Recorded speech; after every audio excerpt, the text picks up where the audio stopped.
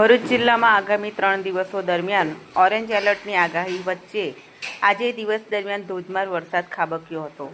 બપોરે 12 વાગ્યાના સમયગાળા દરમિયાન ભારે વરસાદ વરસ્યો હતો.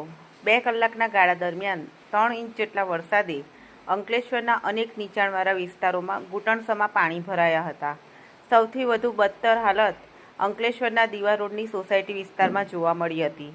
જલારામનગર, અંબિકાનગર સહિતની નીચાણવાળા વિસ્તારમાં આવેલી સોસાયટીઓમાં વરસાદી પાણી ભરાઈ જતા વાહન ચાલકો તેમજ રાહદારીઓએ ભારે હાલાકી સાથે અવરજવર કરવાની ફરજ પડી હતી. ટૂંકા ગાળામાં પડેલા ધોધમાર વરસાદને પગલે પાણી થઈ ગયું હતું. દીવા રોડની કેટલીક સોસાયટીના ઘરોમાં વરસાદી પાણી ઘૂસી ગયા હતા.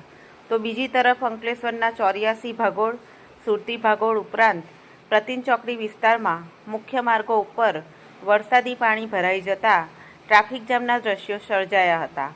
સંજયનગર સ્લમ વિસ્તારમાં પણ ઘૂંટણ સુધીના પાણી ભરાઈ જતા સ્થાનિકોએ ભારે હાલાકી ભોગવવી પડી હતી. મુખ્ય માર્ગો ઉપર નદી વહેતી હોય એવું જણાતું હતું. પાલિકાની ડ્રેનેજ સિસ્ટમ સદંતર નિષ્ફળ નીવડી હોય એવું પ્રતીત થતું હતું. આજે દિવસ દરમિયાન સતત વરસાદને કારણે સામાન્ય જનજીવન ખોરંભે પડ્યું હતું.